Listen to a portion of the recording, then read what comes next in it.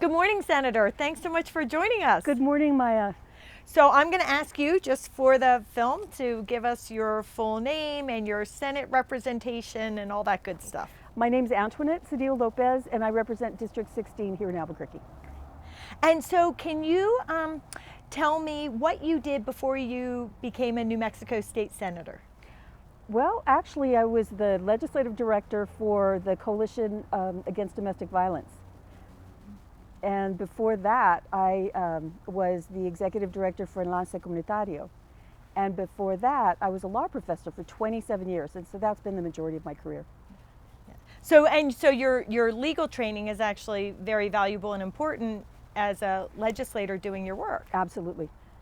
What are the different ways that you use your legal knowledge? Well, I can understand the statutes very well, and I feel that I can really pick them apart in a way that most people are like bored to tears, and I can do that. And just framing arguments and understanding how if the statute is written one way, it could have this impact, another way it could have that impact. And I think that can be very helpful. So when did you decide that you wanted to be a legislator, that this was a good path for you?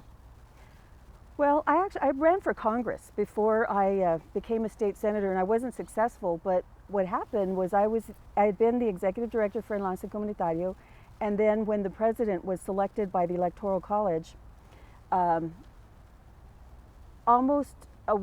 a week after his inauguration, ICE started showing up in the courthouses here in New Mexico.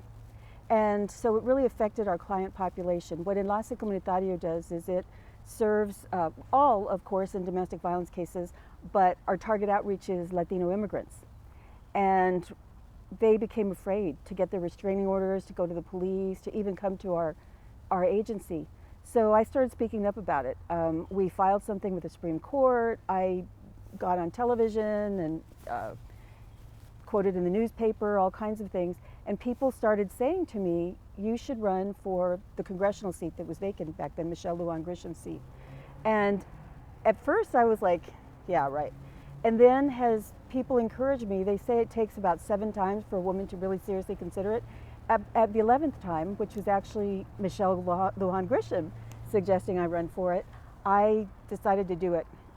And I decided that I could use basically all of the skills I developed in my life to stand up against this president.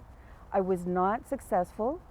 In fact, we got a great, out of that race, we got a great Congresswoman, Deborah Holland, who was the first Native American in Congress, Native American woman, I'm sorry, the first Native American woman. But then this seat opened up because my senator joined the Lujan Grisham administration, and there was a vacancy in I applied for it. The county commission appointed me or recommended me, and then the governor appointed me. And that was my convoluted path to be a state senator. And now I'm running. So you've decided that it's the right path for you and you're staying, which is why you're running. Absolutely. Interesting. So when you've done advocacy, social justice advocacy for a long time, and now as a New Mexico State Senator, I mean, when I talk about the environment, when I talk about the Green Amendment and who is championing this idea in the legislature, and as soon as I say Antoinette Sedillo Lopez, they say, well, absolutely, of course.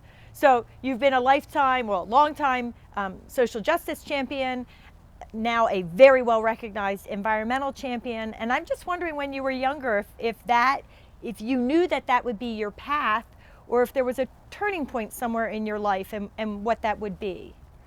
Well, I grew up here, and my family goes back here generations, and I grew up near the river, and water is life, agua es vida, and so I've always been passionate about the environment, and now I feel like I'm in a position to do something about it. So I'm very happy to be able to do something about it.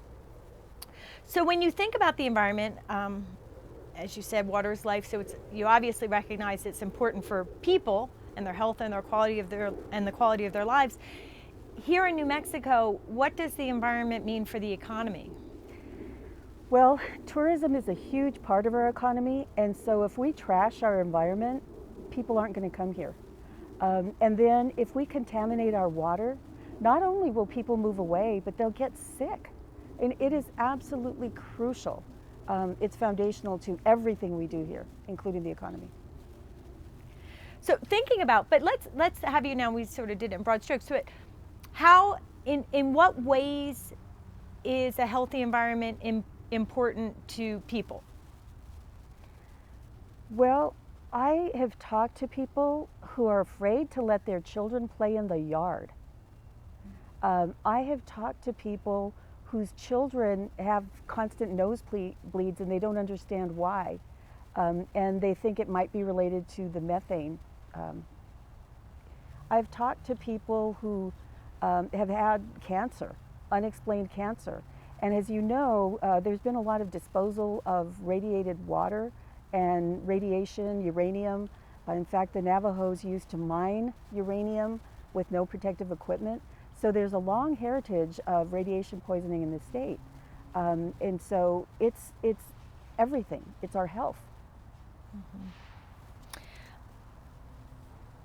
So, let that go by. So New Mexico is a very diverse state, right? With people with It's a a lot of multicultural state. a Yeah. multicultural state. That's a much better way to say it. So New Mexico is a multicultural state, and we have people of all races and ethnicities, and there's so much wonderful, lovely diversity in New Mexico's population. What we have known in the environmental field, and I think what people more broadly are now finally coming to understand, is that environmental racism is a real problem nationwide. Is environmental racism a particularly significant concern here in New Mexico? And if so, how and why? Yes, you can see it in the South Valley. You can see it in Superfund sites where they're located. You can see it in just even when you drive by where industry is located. You can see it in actually even in the Northwest where oil and gas is spilling methane. You can see how close it is to Native American communities and how it's affecting not only their health but their culture. Chaco Canyon is it's a sacred site, and to imagine that it would be desecrated by drilling in that site is just it's heartbreaking. And so there's so many aspects to it. Latinos who drink poison water or who won't drink the water coming out of their taps. There are people who don't even have running water. Right now we have a conflict between, to me this is unbelievable, the Tohajali, a community of Navajos, have water rights, but they can't pipe the water to their land because a private developer will not let them cross the land. It's just unbelievable, and it's shocking to me that they're in this situation, and it's another example of environmental racism. I think all of these aspects. If you look at who's the most impacted by environmental problems in this state, it's Native people, it's Latinos, also South Valley African American communities. It's terrible. And of course, white people, poor white communities are also impacted. So do you think, people will always say, well, when it comes to the environment, right, and when it comes to social justice, we have all of these environmental laws. Do you think that New Mexico's system of laws is properly structured to take on the challenge of environmental racism and actually end it? No, I don't. That's why I think the Green Amendment is so important. Until 2019, we had not amended the Oil and Gas Act since 1935. So it was an act that was designed to encourage oil and gas development. And it was the act that was covering the new enhanced technology of fracking, hydraulic fracturing. So we don't fill in the gaps in federal law. The drinking water exclusions apply here in New Mexico. It really is bad. And when people try to do something about it, they don't have the legal tools they need.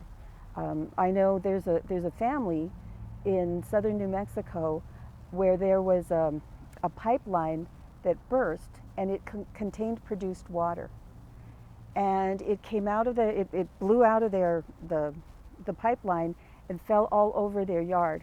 The chickens died, the dogs died, the children have health problems.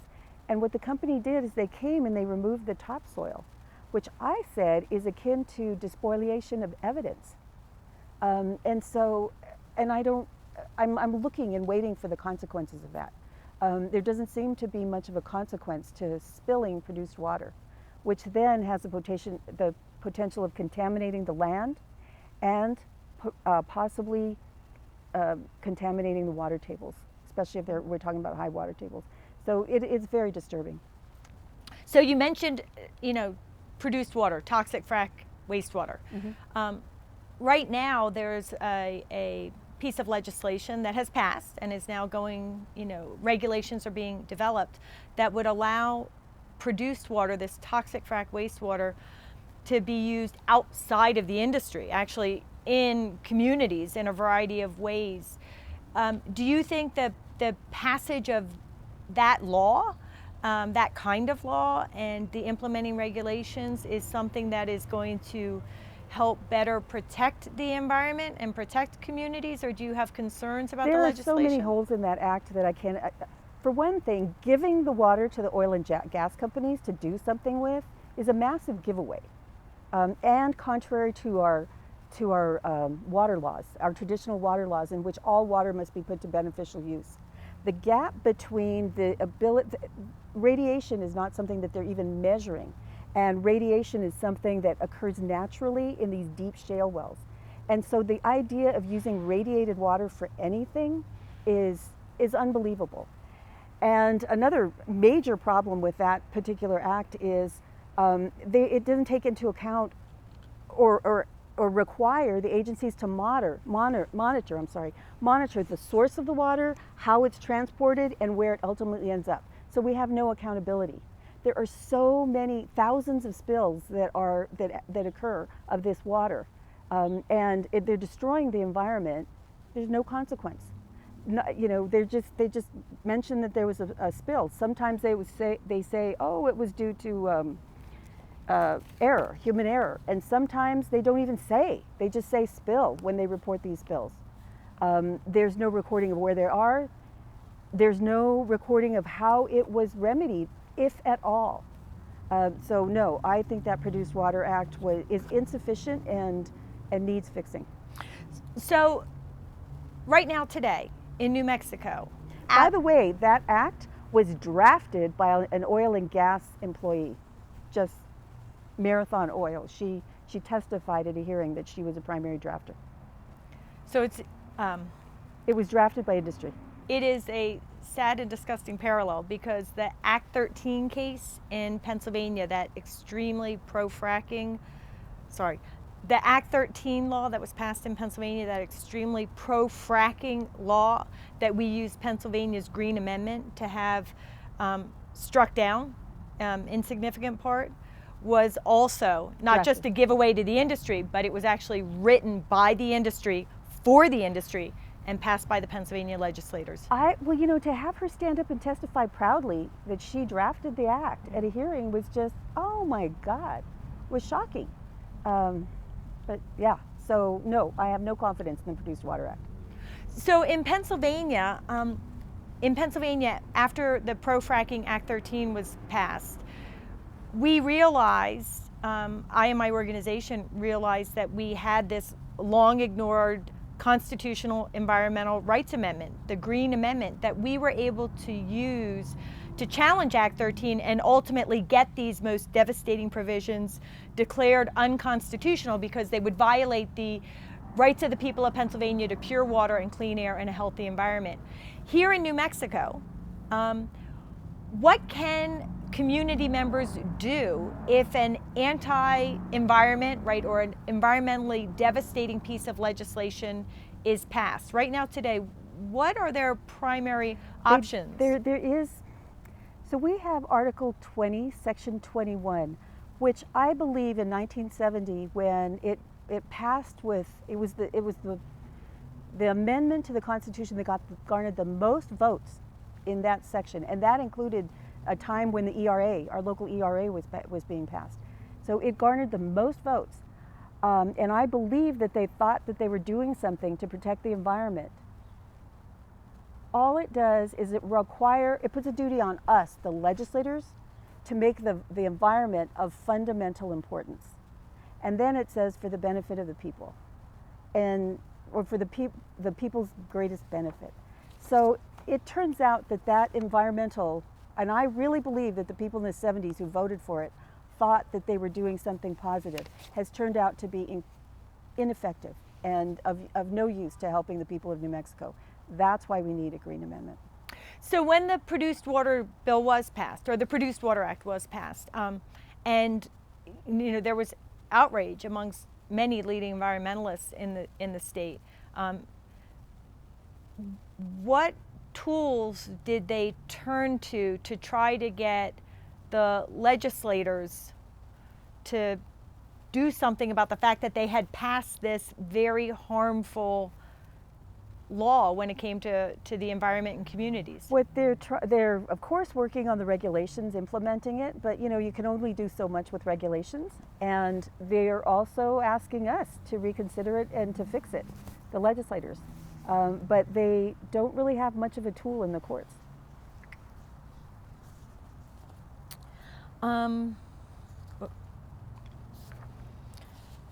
So I want to go a little bit, we'll come back to some of that. Can you tell me about some of your environmental priorities as a legislator? What are the things that you are trying to champion right now, using your Senate strength and power and position? Well, I've been trying to, this next session I'm going to focus a lot on the water and on trying to fix the Produced Water Act. I'm also trying to, I have been working on a bill that would put a pause on fracking that would allow the state to study the health impact and the environmental impact on our air, land, and water. And it would require all of the relevant agencies, from the tax division to the Department of Health, to the environmental division, to the Office of the State Engineer, which regulates our water, to study the impact of fracking, to make a report to the legislature, and to recommend legislation and resources in order to prevent the impact. That's what the pause on fracking bill that I've introduced twice already would do. And I'm going to continue to champion not only that bill, but also the pieces of it that are so important, and that is understanding the impact of all activities in our state on the environment. And of course, the big thing is working on getting the Green Amendment passed. If we were to get the Green Amendment passed, it would solve a lot of problems, because then individuals would have a right to clean air, water, and land. And that's what we need.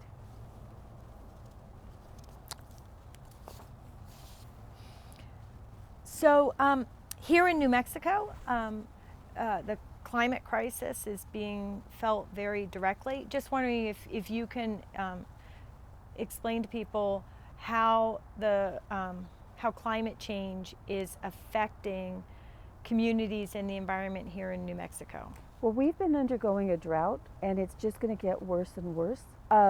So we've had odd climate events like snow in August, and we've also the ash from the wildfires has reached here, and that is affecting the quality of our air. And we're talking about ash from California. Yes, of course, we're experiencing ash from the wildfires here. So we've also had excessive wildfires over the last few years. All of this is related to the climate change. It's hard to say exactly what's going to happen, but because water is so precious, That's what we need to focus on in order to, and this is sad, adapt to climate change. We also need to focus on trying to change the direction of the climate change. We need to reduce our emissions. We need to, try to reverse the warming of the globe, global warming. So that I think it's really important that we have and we have some good policies that would support the use of wind and solar and thermal, which is very prevalent here in New Mexico. But then we also support the oil and gas industry. So we've got a clash of policies. And to me, supporting clean energy has to be the primary policy to deal with climate change. So given that there is this priority to be properly responsive to climate change by advancing clean and renewable energy, what is the justification by the supporters for the fossil fuel industry for New Mexico to continue to be so supportive of that industry, like allowing fracking, allowing the use of the waste of the water and the produced water bill? So has the production of oil and gas in the state has increased because of fracking. Unfortunately, the legislature turned more and more to that source of revenue to fund basic government. So they cut taxes on corporations and basic tax giveaways, which was really unfortunate because it's made more and more of our budget reliant on oil and gas, which is an extremely volatile source of funding for our government. But that was a primary justification is, hey, they're funding our education. Hey, they're funding, in fact, that was their advertisement. We're funding education. Well, I noticed they're not advertising that now, that they're not producing because they've shut down their wells. They have actually shrunk much more than they would have shrunk if my amendment had passed. I mean, if the pause on fracking had passed, because they're closing wells. My pause on fracking was for new permits, and they're actually closing wells.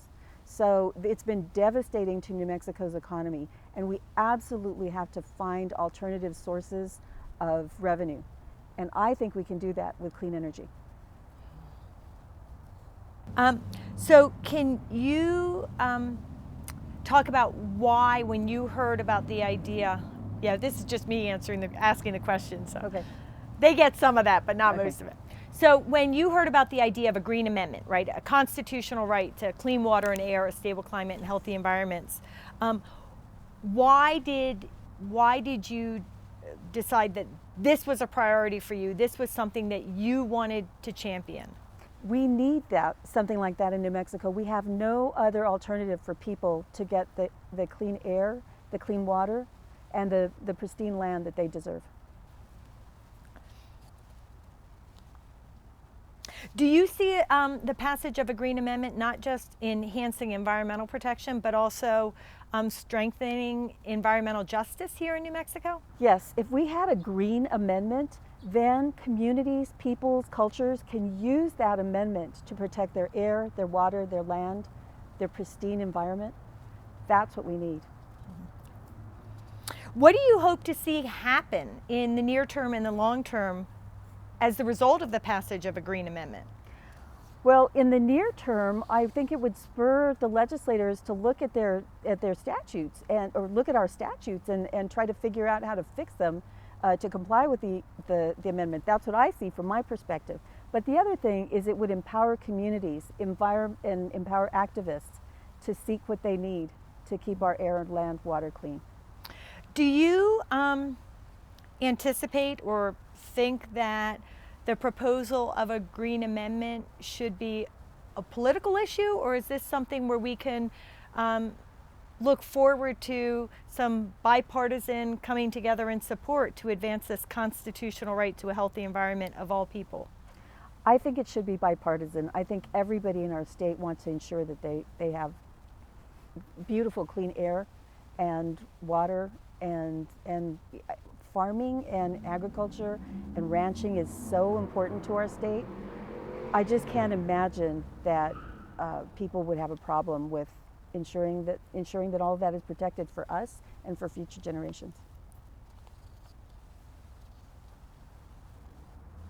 So, as much as a Green Amendment can and should be used to defend people from bad environmental things that are happening, do you also see it as a foundation for legislators and government officials to do good things? And if so, what kinds of things could the Green Amendment sort of help inspire to happen, come out of New Mexico government?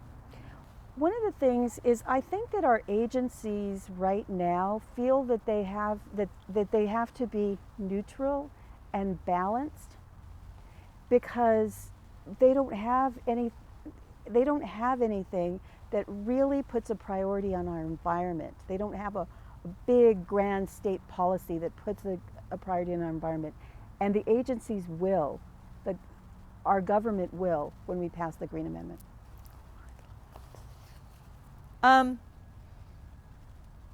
So in New Jersey, when they had and in New Jersey there's a proposed Green Amendment, but it hasn't passed, right? It's in the process, similar to here in New Mexico.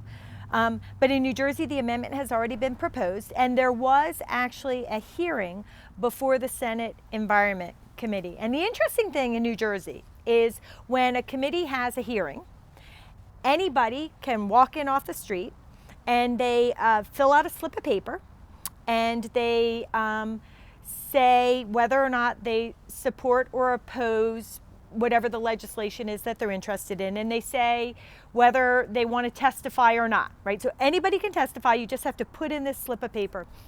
And the interesting thing, when the New Jersey Green Amendment proposal was before the Senate Environment Committee, there were dozens from industry that came in and they filled out the little slip of paper and said, I oppose, but I don't want to testify. And I always think it's because, even they recognize how foolish they would look to say, no, people and their children and future generations don't have a right to clean water or clean air.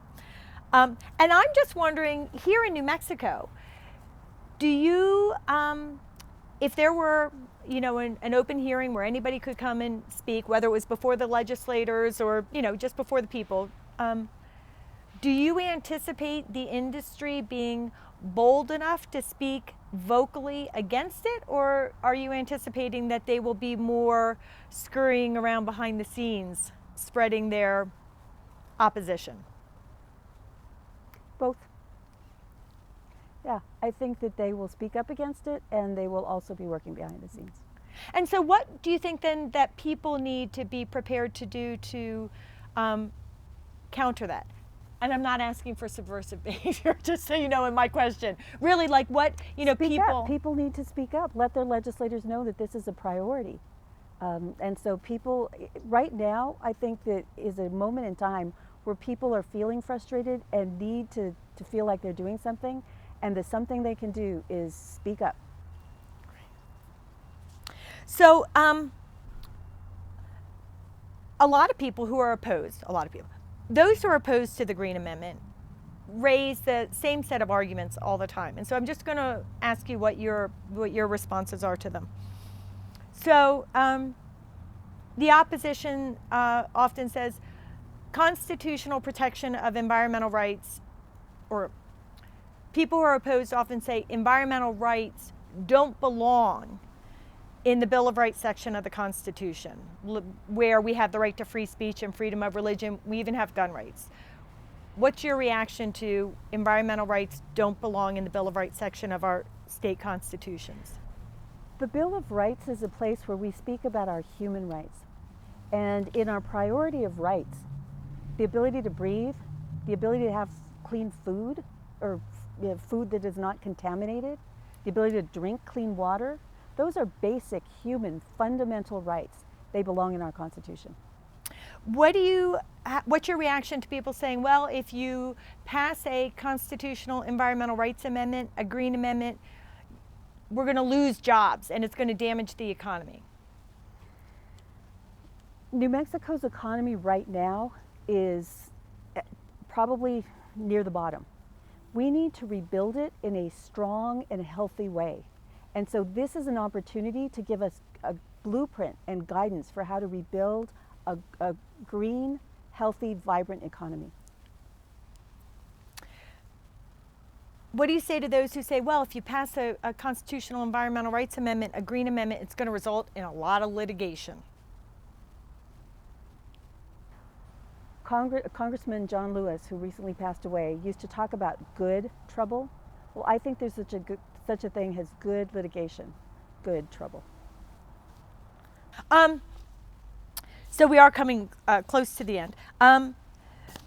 You know, one of the important things for people to know about a green amendment, right, is it's not going to result in a battle of neighbor against neighbor, right? Just like you don't go after your neighbor for violating your right to free speech, right? You wouldn't go after your neighbor because they were polluting, you know, you wouldn't go after the upstream farmer. But so with that, right, it's really about going after the government when the government does something wrong. So I was, with that in mind, and you can either make that clear now if you want, or we can make that clear, you know, later in the. I think that's an important point to make. Because, okay, another important thing to remember about this amendment is this: when you talk about good litigation, this isn't litigation, you know, of one neighbor against another neighbor. This is a limitation on the power of government. So this is what we're talking about: is making the government responsible. And that's what's important. That's good trouble. So with that in mind, you know, you talked about this really,